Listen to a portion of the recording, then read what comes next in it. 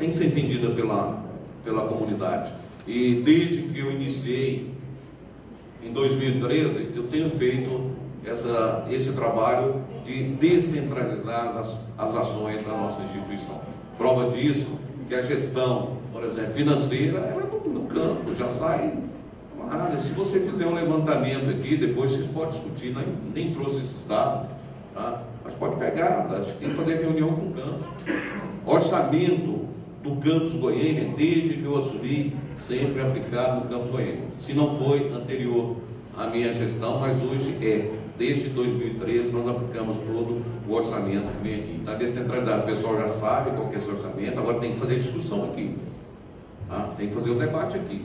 Vamos utilizar isso aí. Até mesmo porque nós estamos num momento de recessão. É lá, um momento em que os recursos eles são poucos. Watson. Tá, vai ser rápido. É uma questão que eu acho que o Marcelo que levantou, né? Da reforma do ensino médio, né? Eu acho que está preocupando muito os estudantes da licenciatura, principalmente, né? A questão do notório saber está pegando bastante. Assim. É claro, assim, eu considero que o posicionamento do CONIF naquele momento político foi importante através da carta, né?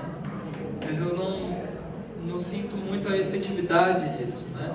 Se de fato uma carta lançada pelo CONIF, né, que já é considerada esquerdista, né, pela CETEC e tudo mais, seria muito efetivo, né? O que os institutos federais estão fazendo, né, em torno disso? É lógico, os institutos federais têm uma heterogeneidade muito grande, né, de cursos e tudo mais, mas não é possível de a gente ignorar, né, a parte, né, das licenciaturas dentro dos campos, né? Como é que vai ficar esses estudantes? Eu não sou da licenciatura, mas é uma preocupação muito grande que meus colegas têm, né? Como é que vai ficar esses estudantes? Qual que é o futuro, né, desses estudantes? O que a instituição como formadora desses professores, né? E aí tanto as instituições federais quanto os institutos federais quanto as universidades federais, né? E aí tem outra questão. Na época das ocupações, a maioria dos processos de reintegração de posse foram tomadas pela AGU, se não me engano, né? O processo da região metropolitana não, da cidade de Goiânia, e aí Campos Goiânia, Goiânia Oeste e Aparecida de Goiânia, foram levados pelo MPF Goiás, né, para aquele promotor lá, nossa senhora. Mas enfim, a DPU conseguiu negociar uma audiência com as partes do processo, né? E aí estavam os invasores de um lado, né? E aí eu acredito que do mesmo lado, né, estava a instituição, e aí os agentes que eram alguns professores, alguns estudantes, se não me engano, e o próprio MPF, né? Alguns estudantes entraram no processo. Muito me preocupou e aí muito me indignou, assim, de fato, né, que a reitoria, né, enquanto parte nesse processo, não esteve como gestores, né, os gestores não estiveram nessa audiência. Foi um procurador, né, esqueci o nome dele, acho que é o Teófilo. E aí o processo, né, o MPF solicitou uma série de medidas assim desumanas até, né? Cortar água, cortar luz, cercar o prédio, identificar todo mundo, ninguém não entra comida, não entra nada, só sai, tudo mais, durante 3 dias, se não me engano. E aí nessa audiência o promotor do Instituto Federal, enquanto representante do Instituto Federal, corroborou com essas medidas, né? O juiz acatou, e o promotor do Instituto Federal se fez uma defesa falando que ele não era parte intimada, mas parte requerente, né? Então, ele se posicionou naquele momento enquanto o Instituto está pedindo essas coisas. E ele não é réu, ele é parte requerente, né? Então, não sei, eu acho que cabe um esclarecimento, né? A gente já saiu da audiência, né, correndo para o Instituto para avisar nossos colegas, né? O campus Goiânia, o campus Aparecida, principalmente, o pessoal que estava na audiência, no caminho ao campus de Aparecida, já recebeu a notícia de que o prédio já estava com 5 viaturas lá na porta e tudo mais, né? Pondo em risco a integridade desses estudantes. Mas enfim. Bem, eu entendo que a fala do Alisson já é um questionamento, né, para o segundo bloco. Então, mais 2 pessoas que queiram se inscrever nesse bloco.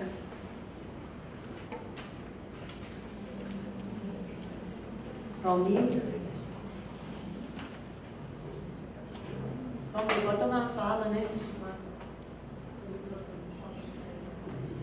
Eu me inscrevi para ver se a gente... Eu estou fazendo a agenda aqui. A primeira questão que eu gostaria de levantar,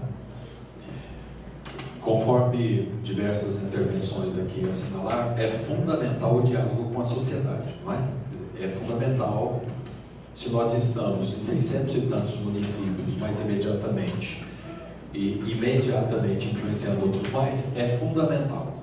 É fundamental também, evidentemente, a construção de alianças com outras instituições, a exemplo da universidade, a exemplo das instituições de saúde, ou seja, estar dentro de uma articulação interinstitucional de defesa dessas instituições públicas. Em terceiro lugar, evidentemente, em sintonia com as entidades e as mobilizações nacionais, entidades sindicais e movimentações na sociedade civil e por aí afora. Essas 3 questões são, digamos assim, são 3 elementos importantes do ponto de vista mais geral de condução da nossa luta. Mas aí,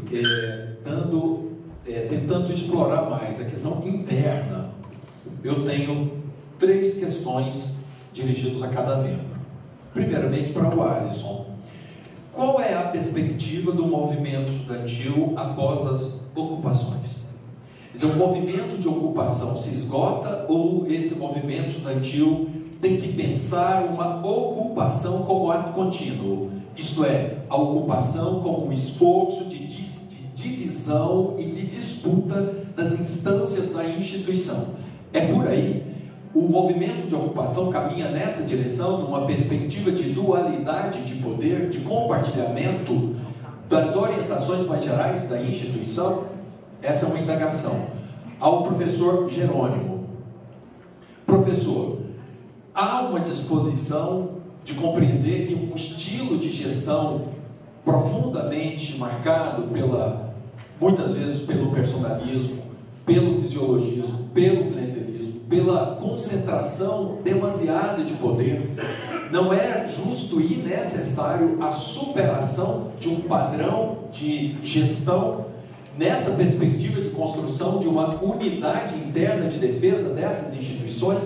Esse é um padrão de gestão que se apresenta nacionalmente, em algumas instituições mais e outras menos. Nós estamos convivendo, inclusive, com uma diversidade de crises que se apresentam em diversos campos da instituição, se nós pensarmos a trajetória de pelo menos os últimos 5, 6 anos.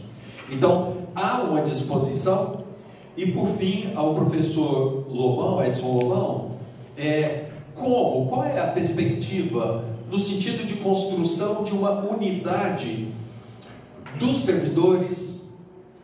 E aí eu penso, há níveis de contradição e tensão entre técnicos administrativos e docentes, mas, sobretudo, docentes numa perspectiva tecnicista e outros docentes que têm uma perspectiva de uma escola democrática, de uma escola de formação integrada, que respeite, que defenda a lei da educação integrada, o EJA, a licenciatura e tudo mais. Quer dizer, afinal, como o senhor vê esse desafio de construção dessa unidade?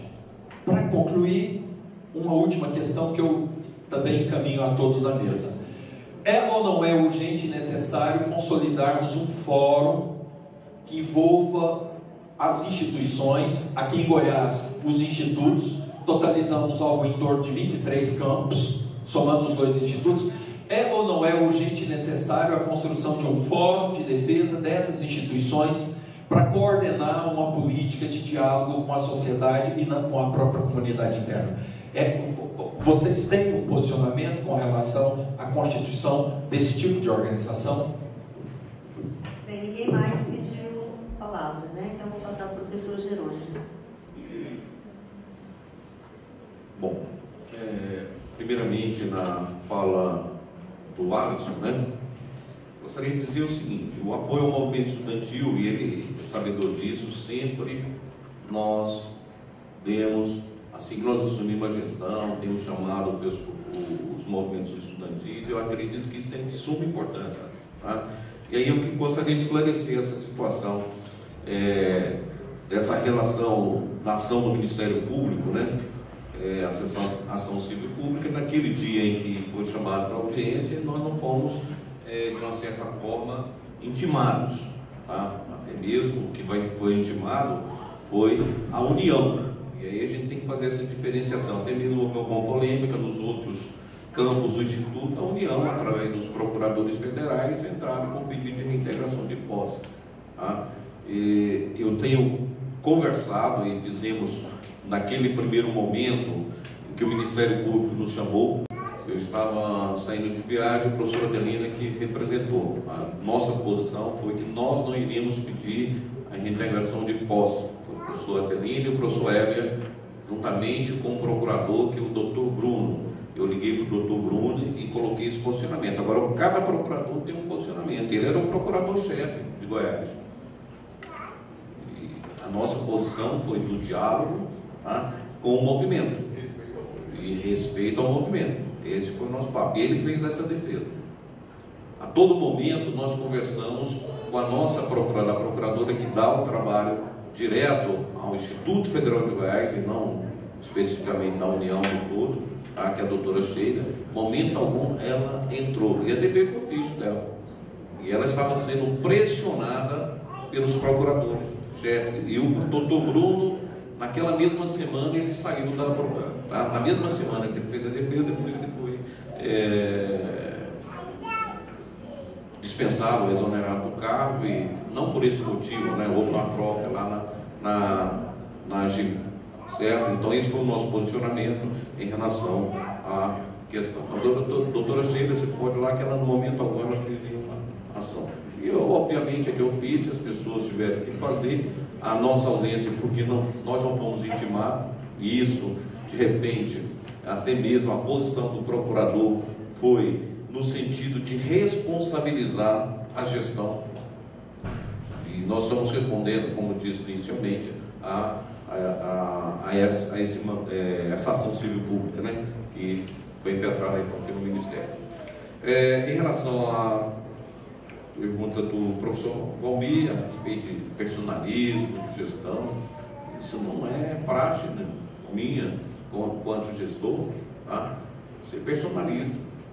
De maneira alguma, esse modelo, né, que muitas vezes chama a responsabilidade sempre de decisão para o reitor, não trabalha dessa forma. Tá? Dou toda a liberdade, primeiramente, para os pró-reitores, na condução das políticas, né, aquilo que está regulamentado, aquilo que não está regulamentado, nós levamos isso às instâncias para que elas possam opinar e, consequentemente, construirmos de forma mais democrática. Agora, obviamente, em função do tamanho da nossa instituição, a forma com que a nossa instituição ela tem, em termos de 14 campos, talvez isso muitas vezes não está sendo debatido. A metodologia que nós precisamos construir, metodologia para uma participação maior da comunidade, e a comunidade sentir realmente que ela está sendo ator protagonista das decisões da nossa instituição. Tá? Então, nesse sentido aí, acho que estamos abertos, se o modelo não está bom. Até acredito, por exemplo, pensando nessa questão de personalismo, nós temos dois conselhos, o Conselho Superior e o Conselho de Ensino, Pesquisa e Extensão. No nosso regimento, nesses dois conselhos, quem que é o presidente é o reitor. Você está pensando, olha só, acho que no CONEPEC não tem que ser o reitor, o presidente do conselho. Tá? Então são coisas assim, pelo menos uma ideia, não sei se é o pensamento, né, da comunidade no todo. Então a gente tem que pautar isso aí para essas decisões. Acho que o momento é esse, é o momento de discussão do PTI, é o momento de discussão da estatuinte, vamos chamar assim, do regimento interno, e fazer essas adequações necessárias. E aí, professor Valmir, a questão desse fórum, né? Primeiramente, para a gente opinar, teria que saber o desenho, acho que é a ideia, né? Mas não sei qual que é o desenho, né, que está sendo proposto. Mas sou favorável, sim, exato. Vamos fazer um desenho, vamos discutir esse desenho e propor para a comunidade. E aí não é somente o reitor, né? Exato, acho que a comunidade é que tem que tomar essa decisão.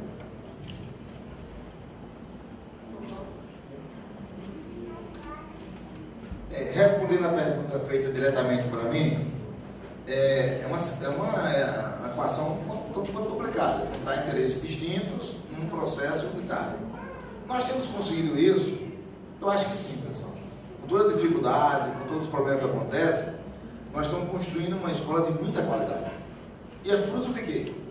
Fruto de que o pessoal da área técnica tem que dar a sua contribuição, o pessoal da área de humanas dá a sua contribuição, o pessoal da formação geral dá a sua contribuição, e a gente tem construído isso de forma, né, com todas as dificuldades, mas passando. Como fazer isso?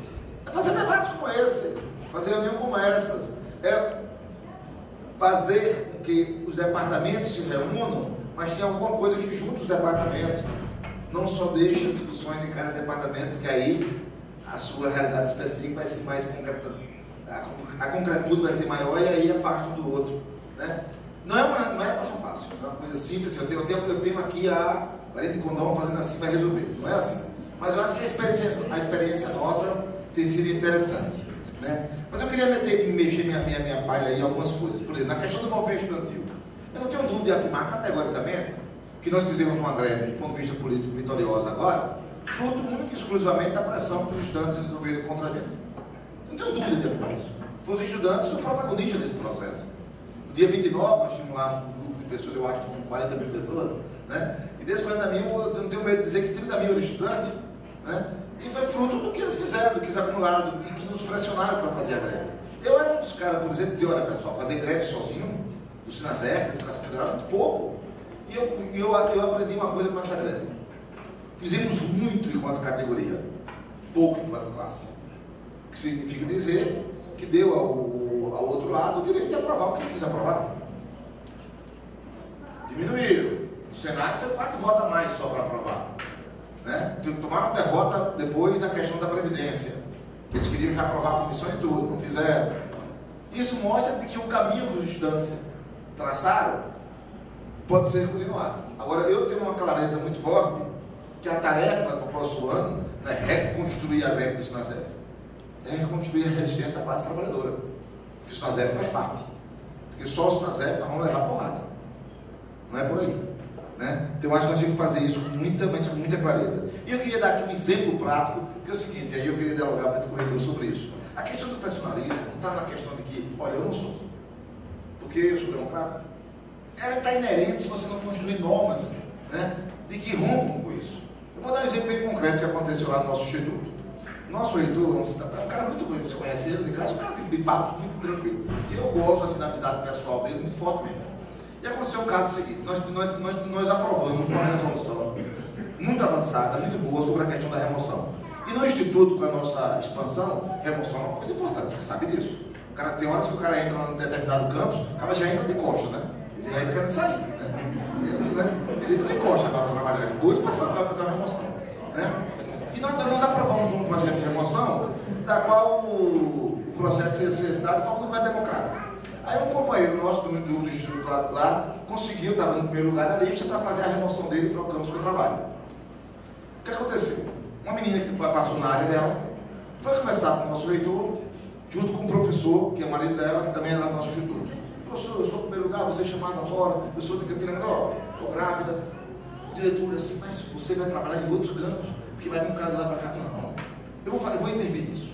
Você vai ficar no campo. Né? E aí, quando o professor soube, né, ele ligou direto para mim, na hora de explicar para mim. Davi, o seu reitor, meu reitor, seu reitor. Aí eu pego o telefone, e cara, o que está acontecendo? Vamos fazer uma audiência, bora. Conversamos com ele. Davi, pelo amor de Deus, seja humano. Olha, a mulher está grávida. Tá? Por ele contou a história toda desse professor. Sabe o que acontece com esse professor que está aí vindo? Ele tem um filho autista. Toma o tempo da mulher dele o tempo todo. Legal. Esse cara está para largar a instituição, porque ele está conseguindo dar conta de criar o filho. Então, cuidado com essas coisas. Que a melhor forma para superar o personalismo, sabe qual é? Criar normas. Que acaba da responsabilidade pessoal dele para isso. E aí eu acho, se aqui não fez a Estado 20, me perdoe. Todas as outras coisas são importantes, PDI, etc. É fundamental chamar o Estado 20. Porque é ela que mexe com o regime todo. Agora, é fundamental. E aí, vamos lá, pessoal. 2008, a orientação do MEC era: diretores que viraram reitores, né, convoquem o estatuinte para fazer o Instituto da nova instituição. Caramba, de 42, né? Sim, 41. De 41 instituições nossas ligadas à nossa rede, 10 não fizeram estatuto. 10 não fizeram. É muito pouco. E aí, o mais democrático que seja, é autoritário. Foi 3, 4 pessoas que fizeram. Então a grande tarefa é isso. Eu acho que é isso aí que quebra o personalismo, professor. Acho que quebra. Porque o personalismo está inerente na gente, mesmo se a gente não conhece. Então, se a gente não criar normas, se a gente não criar regras, se a gente não criar coisas que socializam o processo, que dão ao processo a vida própria, a gente começa a desenvolver ações personalistas, mesmo não querendo. E por fim, eu queria dizer o seguinte: eu acho que uma das grandes tarefas nossas é virar esse jogo. Tá fácil? Ah não, pessoal. Olha, a tão sonhada greve geral que colocaria o governo na defensiva, nós não conseguimos fazer. Está difícil isso? Está muito difícil. Não está fácil a vida. Vamos desistir por isso? Não. Vamos dialogar. Então nós temos tarefas muito fortes. Nós temos as tarefas de conversar com outros sindicatos, com outras entidades, construir a luta unificada. E nós temos uma tarefa a mais, que é defender essa instituição. Então construir mecanismo com a sociedade que coloca isso. Só digo uma coisa a vocês, aí faça essa experiência com o sindicato. Caramba, que experiência rica nós tivemos na Paraíba quando reunimos os pais. Porque essa instituição tem uma qualidade muito forte, muito boa. Então nós conseguimos trazer os pais e conseguimos fazer tarefas junto com os pais para buscar apoio na sociedade. Então eu acho que é muito importante essa experiência, porque, como eu digo, vou reafirmar, nós estamos correndo risco de existência. Né? Eu digo ao meu reitor o seguinte: não penso que você vai ser reeleito fácil, não, porque pode ser que não tenha reeleição. Né? A reeleição no município pode não existir, porque ela vai ter um diretor indicado pelo sistema S. Ele pode até indicar para ser diretor, mas cuidado, não pense que vai ser assim fácil, não, porque é essa a ameaça que está posta para a gente. Né? Essa é a ameaça que está posta para a gente. As tarefas são grandes, as dificuldades são enormes, mas os estudantes deram uma lição para a gente. Vamos bater no peito, jogar no terreno e fazer a bola rolar para que a luta possa acontecer. É fácil? Não, mas é necessário. Alisson. Bom, acho que a questão que foi me posta, né, assim, dentro do Instituto Federal, o Campus Goiânia é o que tem a maior tradição em movimento estudantil e tudo mais, né? Os outros campi ainda estavam aprendendo a lidar com o movimento estudantil, e aí mesmo o Campus Goiânia ainda era muito inexperiente na maioria absoluta dos estudantes, né? Eu acho que o processo de ocupação ele foi um processo pedagógico, né? Os estudantes souberam lidar com os estudantes souberam lidar com as instâncias do movimento estudantil e tudo mais. Então a gente está num processo, né, de crescimento. Eu acho que a gente nasceu em um movimento quase que espontâneo, né? A gente teve uma explosão, uma necessidade absoluta e rápida né, de mobilização, né? Muitos estudantes ainda nem sabiam lidar com nada, né? Ainda estavam aprendendo a lidar com as coisas, né? Mas tinha essa chama, essa fagulha que precisava sair, né? A gente nasce de um movimento espontâneo, mas agora é a hora da gente se organizar, né? E aí a organização é necessária, tanto a criação, né, da entidade geral dos estudantes, né? Hoje no Instituto Federal a gente não tem um TCE, não tem um diretório que responda pelo menos por um campus e tudo mais, né? Não legítimo em si, né? Mas a gente, é uma tarefa do movimento estudantil, né? Levar essa necessidade e construir essa entidade, mesmo para a gente ter uma coesão, né, na representação, porque senão toda vez que vai ter alguma coisa tem que chamar o CA, não sei o que, não sei o que, não sei o que. Aqui no Campus Goiânia são... Para apoiar a implementação e propostas vindas da gestão, dos servidores, sobretudo as ações, o nosso plano de trabalho é construído com base nas demandas, sobretudo dos servidores, né, porque é o nosso público-alvo, e da gestão também. E como a gente tem feito muitas ações, com todo o apoio, vocês têm acompanhado, a gente está em andamento, já finalizando a campanha de combate ao assédio moral e sexual. Estamos tentando apresentar uma pesquisa que já está na reta final, para saber por que os servidores adoecem, intervir de forma qualitativa, né? Fazermos essa pesquisa para propor ações com base em indicadores reais, onde a gente possa também acompanhar a readaptação dos servidores, porque os servidores ficam afastados, e depois para retornar ao seu trabalho é complexo, porque tem todo o estigma, tem toda a questão da volta, até a gente, né, que retorna do mestrado. Quando eu retornei eu voltei assim tão insegura, porque eram outras pessoas, e já tinha mudado de local, comecei aqui no Campus Goiânia e já estava na reitoria. Enfim, o que eu quero dizer é que os servidores precisam efetivamente de ações que advindas da reitoria, porque ali é o espaço de proposição mais articulado com os campos e com as instituições, os instrumentos, né, de tipo com campos democráticos de proposição.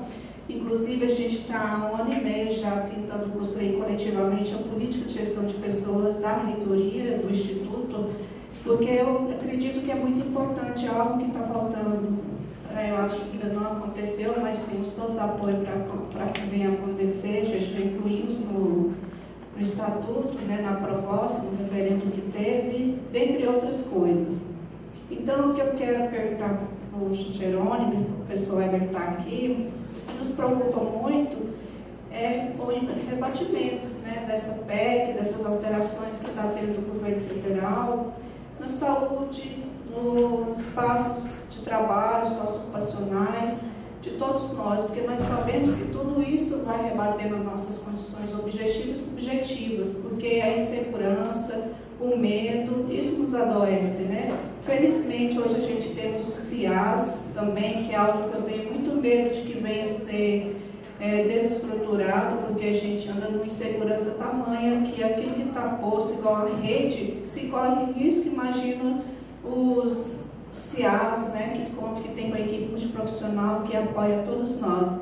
Então, eu quero só saber sua avaliação, tanto no nível nacional, do MPOG, sobre a política de gestão de pessoas, se o pessoal não quiser complementar, e se a instituição também está preparada para fortalecer os espaços onde tem coordenação de assistência ao servidor, aqui Goiânia tem, né, Campus Goiânia, a reitoria de Aparecida já está aí, não são todos os campos que tem uma coordenação com a equipe multiprofissional que atenda o servidor. E a gente tem lutado para garantir em todos os campos essa coordenação. Também coloquei essa proposta lá, como seja sugestão do Estatuto. Então é isso, saber como que vai ser de agora para frente, sabendo que todas essas modificações, essas transformações, o maior atingido somos nós, porque nós somos trabalhadores aqui dessa instituição, tanto docente, técnico administrativo, e se vai continuar, a gente continuar tendo apoio, que até o momento a gente tem tido, né, sobretudo para a política de gestão de pessoas que está um pouco parada.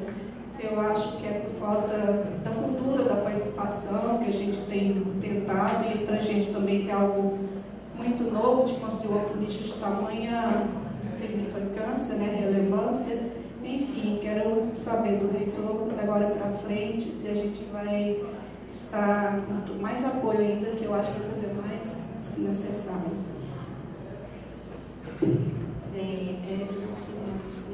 Francisco.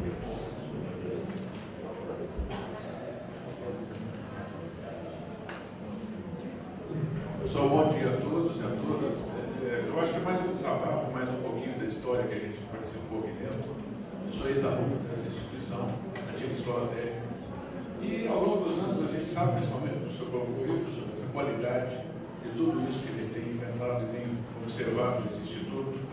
Nos inícios do século XX, a gente teve aí a escola de artistas, depois, dando um salto, um gapzinho um pouquinho maior, a gente entra na Revolução Militar e sabe o que as escolas técnicas representaram no movimento, principalmente a questão voltada para toda a conjuntura fortemente criada por siglas, por sindicatos, uma série de coisas que as escolas técnicas assim ofereceram e fundamentaram. A questão da segurança do trabalho, que é a minha atividade principal hoje, a gente sabe o tamanho da contribuição que esse instituto, e que hoje esse instituto nos trouxe, e acredito eu que nos trará.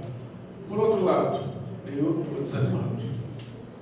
Eu estou fazendo um doutorado, não sei qual é a justificativa que eu vou dar, se eu largar no meio do caminho por conta de uma aposentadoria precoce. Por que precoce? Porque eu acredito, penso, na minha idade de 58 anos, que até os 70, 68, 66, a gente ainda tinha alguma coisa para contribuir com esse conglomerado de 27 estados, infelizmente. Né? A preocupação que a gente tem, o que será o futuro, o que vai ser, eu faço uma pergunta aí para os três, para todas as pessoas que possam colocar isso aí, o que vamos esperar doravante, cada um na sua expectativa, desse instituto nosso, tá? Dessa conjuntura que nós vivemos, dessa questão política que nós atravessamos hoje, fundamentalmente.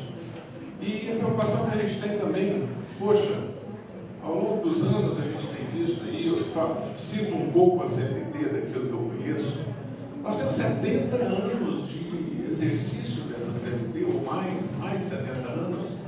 Poxa, está na hora de a gente ter feito muitas outras reformas há muito tempo atrás, independente de uma esquerda, independente de uma direita, independente de tudo isso que a gente tem observado aí no país. Poxa, não é possível que agora a gente comece a ver determinadas circunstâncias. Não estou absolutamente defendendo, muito pelo contrário. Muito pelo contrário. Eu acho que se a dona Maria saiu por questões outras, esse cidadão já devia ter saído há muito tempo e ter provocado alguma coisa diferente nesse país. Não tenha dúvida em cima disso. Mas fica aqui a minha pergunta: o que nós vamos pensar no futuro próximo em cima de uma expectativa de melhora, principalmente da nossa instituição doravante desse mundo que nos atravessa? Professor Gabriel, quero que o senhor transmita o nosso abraço ao meu compadre Hilton Luiz Barbacena, certo? Gente muito boa, que a gente gosta muito. Muito obrigado. Bem, última chance. Ricardo.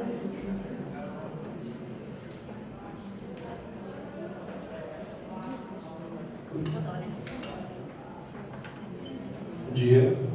Minha pergunta é para o Alisson. Alisson, durante o movimento de ocupação que tivemos, na Assembleia, no teatro, algumas conversas com estudantes, algumas situações que eu presenciei aqui na entrada, e até nos grupos de Facebook, tem percebido um antagonismo muito grande entre os estudantes que estavam participando do movimento e estudantes aqui, principalmente das engenharias, né? Isso até virou piada nesses grupos, né? Eu vejo de maneira até irônica, debochada, o pessoal já assumiu o IFG da opressão. Esses dias um deles lá foi fazer uma publicação e estavam eles próprios se chamando de opressores, né? Era uma homenagem ao dia do engenheiro, e um estudante colocou lá: parabéns, opressores. Então percebi esse antagonismo muito grande e queria saber, dentro do movimento estudantil, se existe essa discussão de uma possibilidade de superação desse antagonismo dentro desse contexto de união pela instituição. Como que fica essa discussão dentro do movimento? É insuperável isso? Esse antagonismo vai continuar? Existe uma tentativa, uma discussão sobre as possibilidades de amenizar esse antagonismo que eu vejo muito forte aqui dentro, principalmente do Campus Goiânia?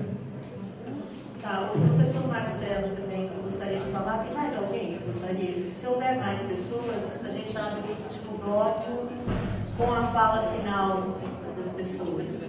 Mais alguém, além do professor Marcelo? Não? Então, bem, então a gente vai fazer o seguinte, vamos fazer a resposta desse bloco, abre o último já com a fala final. Tá bom?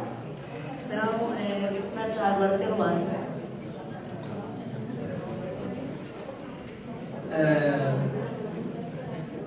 É meio triste, né, a gente conversar, a gente falar assim sobre os problemas, né, que a gente tem no movimento estudantil.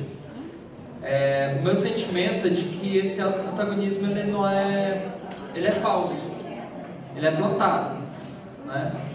Não são todos os estudantes da engenharia que são daquele jeito, né? Na verdade são uma minoria. Existe um grupo com posições conservadoras, enfim, muito problemáticas ao meu ver, né? Que tenta hegemonizar o discurso como se fosse o discurso das engenharias, né? Mas a gente sabe que não é. Existe muita gente que até participou das ocupações ou que manifestou seus apoios e tudo mais de forma muito concisa, né? É lógico, assim, a gente está numa conjuntura de que não são só essas pessoas, né? Não são só esses estudantes, esse antagonismo não se dá somente no movimento estudantil, e principalmente não é somente no Campus Goiânia, né? A contradição, esse antagonismo, né, tem crescido na sociedade como um todo. A fascistização da sociedade que tem se dado principalmente de 2013 para cá, né, com discurso de ódio, né, com um discurso de ódio disfarçado de opinião e tudo mais, né? Esse tipo de discurso ele tem crescido e ele tem abarcado cada vez mais pessoas, porque é um discurso fácil, né? Então eu estou numa situação mais fácil, eu não concordo com essa galera, vou desferir um monte de xingamentos, vou ofender, vou fazer isso e aquilo, né? Vou ignorar qualquer tipo de discussão que está de boa, né? Mas lógico, isso esse tipo de disputa, né, ele está dado. A gente tem que construir uma alternativa. E ao meu ver, esse antagonismo não existe, né? Nós somos estudantes do Instituto Federal, a gente tem um compromisso com a instituição, né? E a gente tem que construir e costurar essas coisas, né? A gente tem que conseguir dialogar enquanto estudantes, né, de uma forma geral. E aí a gente deixar de lado esse tipo de rixa, né? Que é uma rixa que já vem historicamente, né? Humanas contra exatas, né? Eu sou das exatas, e então, assim, como é que fica? Agora eles estão tentando especificar engenharias contra o resto. Não é, né?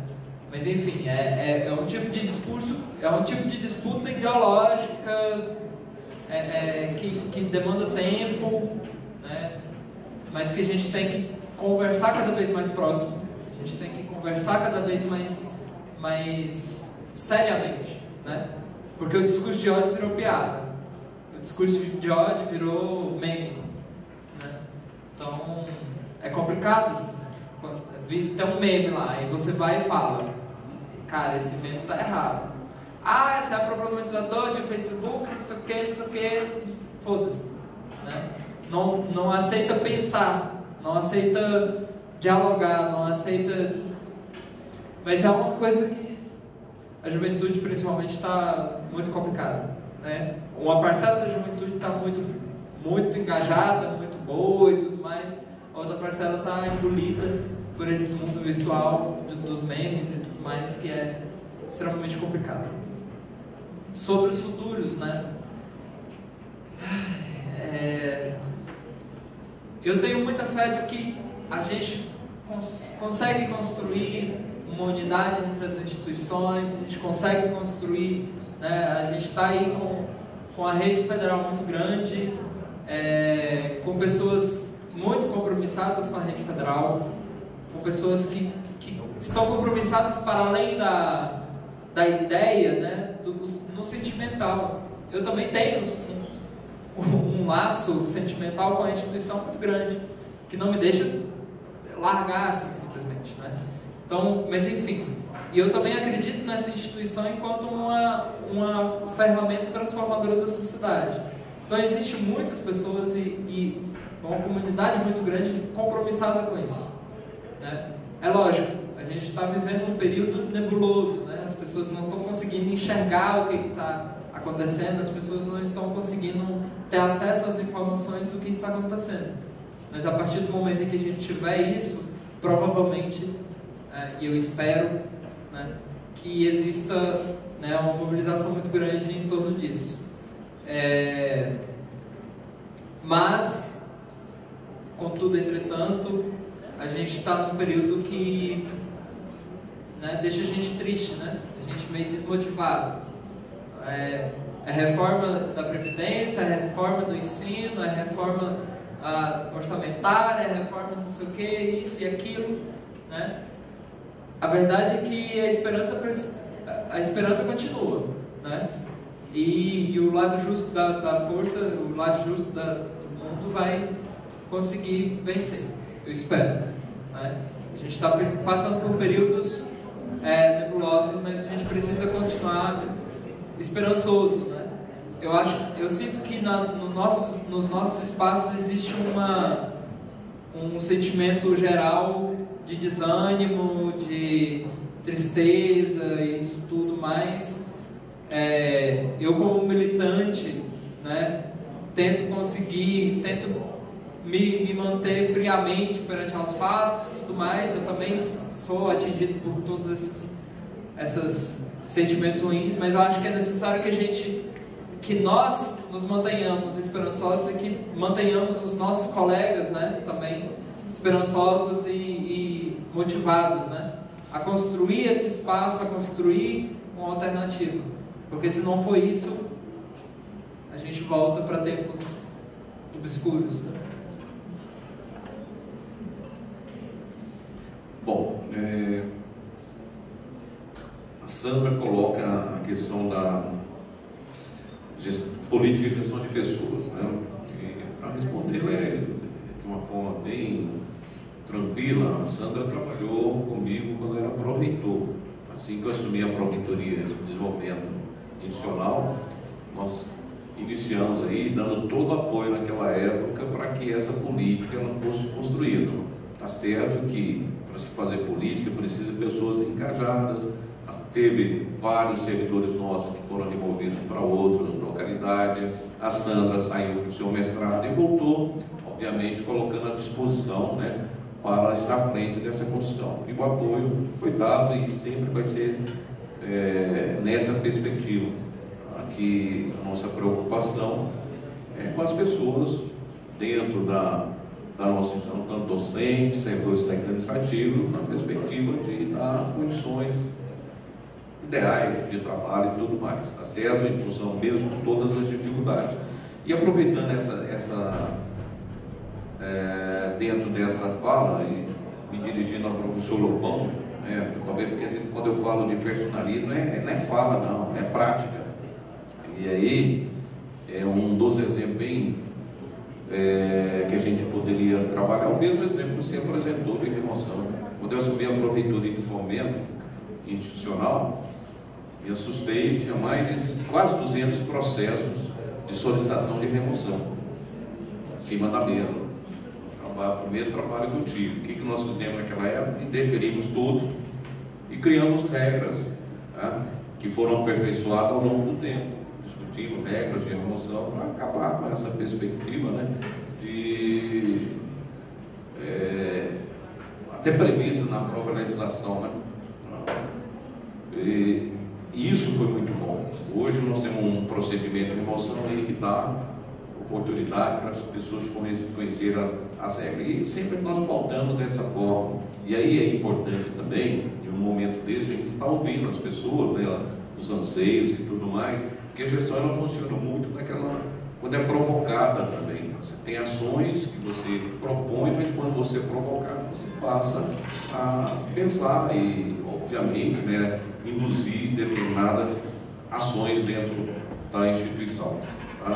Em relação ao Francisco, né, o Francisco desiste, não, termina isso aí, você já tem tempo para aposentar, isso é garantido, não, entendeu? Desistir do doutorado lá na Compostela, acredito que não é por aí, né? A gente tem que pensar, acho que está tudo novo, existe uma proposição, né, de trabalhar, tentar reverter algumas situações propostas em relação à reforma da Previdência. Então acho que é cedo, a gente temos que lutar para reverter algumas situações do que ficar já no pensamento de desistir e fazer a aposentadoria mais precoce, né?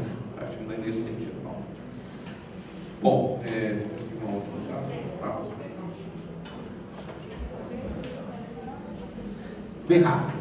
Francisco, eu também sou ex-aluno dessa escola. Eu, 74, 75, 76, eu fiz um curso de eletrotécnica, né, na Escola Técnica Federal do Sergipe. Eu sou sergipano. Em 77 eu ingressei na universidade. Fiz curso de engenharia e, como aluno de engenharia, comecei a trabalhar, né, como professor de matemática. Só fui fazendo um curso de matemática bem depois. Passei a vida toda trabalhando como engenheiro, professor de matemática da rede privada. E quero dizer uma coisa a vocês.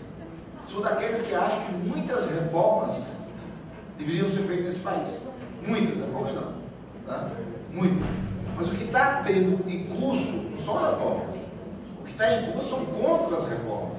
Porque nós definimos reformas aquilo que aumenta o nosso direito, aquilo que legaliza a nossa vida, aquilo que constrói um mecanismo de avançar na qualidade de vida. E o que está acontecendo é exatamente o contrário. Estão roubando nossos direitos, estão tirando a nossa condição de viver. Então são contra as reformas que estão acontecendo. Eu acho que no cenário brasileiro hoje, nós estamos vivendo uma onda conservadora muito forte. Muito forte. Infelizmente, nem todo mundo da esquerda acredita nisso. Acha que não. Eu não acho de jeito nenhum que Temer é uma oportunidade natural do governo Dilma. Acho que Dilma tem muitos erros, muita coisa ruim dentro do seu governo, mas Temer é algo muito pior. Muito pior. Né? É algo que concretiza um golpe, como eu falei aqui, como ele falou que é um golpe, acho que é um golpe de governo parlamentar feito contra a classe trabalhadora para roubar os nossos direitos, para garantir, né? A discussão da Previdência é uma coisa muito séria, por exemplo. O governo fala em rombo. O governo sabe que tem benefício. Ele sabe que tem que ter superávit, que não tem rombo nenhum. Tanto é que ele aprova continuamente, desde 94, uma prova de desvinculação das receitas da União, a famosa DRU, né? Que é um mecanismo que ele usa institucionalmente, do ponto de vista constitucional, para tirar dinheiro da Previdência. Porque ele sabe que lá tem. Inclusive, no ano passado, aumentaram de 20% para 30%. Mas a DRU não é só para a Previdência. 90% do dinheiro desviado pela DRU é da Previdência. Então eles fazem a DRU para tirar dinheiro da Previdência. Se fosse deficitário, ele não fazia essa DRU, não tinha necessidade. Né? Então, precisaríamos de reforma? Claro que precisaríamos. A reforma melhorasse nossas condições de vida. Né? Por exemplo, eu sou da carreira BTT. Nós temos uma profissão, na carreira nós não temos. Né? Então, nós precisamos de uma reforma, uma carreira, e os conceitos, né, da docência fossem assegurados na nossa carreira. O PCCTAI não, é uma carreira. Então, podemos melhorar um pouco lá, um pouco lá, mas é uma carreira. Tem um conceito ali. A nossa BTT não tem. Uma tabela de salário, que não se explica por que eu saio de D3 para D4, não saí agora, e vibrei o meu reajuste, né? Eu pulando. Mas eu saio de 2,1 para D3,1 e não ganho nada. Qual o conceito que se estabelece? Por que as minhas progressões não têm uma razão de ser? Né? Essas questões conceituais para a gente é muito importante. Né? Mas eu queria dar um fechamento muito forte nessa discussão sobre a democracia, o personalismo, as coisas seguintes. Meu querido reitor, 4 anos de reitoria não se justifica se ganhar mestrado. Que é a orientação do MEC, que é o direito que nós temos. Saia dessa sala com a tarefa de convocar a representação estudantil, forma uma representação da gestão, representação dos trabalhadores, para construir uma comissão que convoque o estatuto. Por melhor que seja o estatuto dessa gestão, não pode ser gestado sem uma estatuto. Se um conjunto dos trabalhadores, dos estudantes, da comunidade acadêmica participar efetivamente dela. Não pode. Saia dessa sala com essa tarefa. A tarefa de convocar o estatuto dessa instituição, eu não sei nem se ele é bom ou se ele é bom. Ele foi gestado de uma forma muito ruim. Muito ruim. Não pode ser gestado com uma sala trancada de 10, 5, 3, 4 pessoas e está aqui o estatuto pronto. Nós precisamos provocar essa discussão na nossa comunidade acadêmica. Isso vai dar uma discussão muito interessante para defender essa instituição. Então vamos socializar isso. Saia com esse compromisso dessa sala. Dou até um conselho de amigo, liga para lá para o Nicásio, conversa com a experiência que ele teve lá. Porque o Nicásio pegou a gestão com um estatuto pronto, feito para a lei do estatuto, e nós questionávamos o estatuto, e ele teve a coragem de tomar outro estatuto, fazer uma revisão completa e um novo estatuto. E olha, pessoal, quando eu vi lá o estatuto de 140 e poucos delegados, só 6 delegados natos, 134 eleitos pela comunidade acadêmica, estudantil, um texto de estudante, um texto de técnico, um texto de docente, né? Foi muito rico a discussão. Eu saí, eu acho que eu fui o cara que mais pedi proposta na estatuto, para levar a proposta e pedir. O cara que mais, eu dizia, pô, Nicásio, tu levantar de braço, faz uma eco assim, quando ele levantava o braço, então muita gente que atrás levantava também.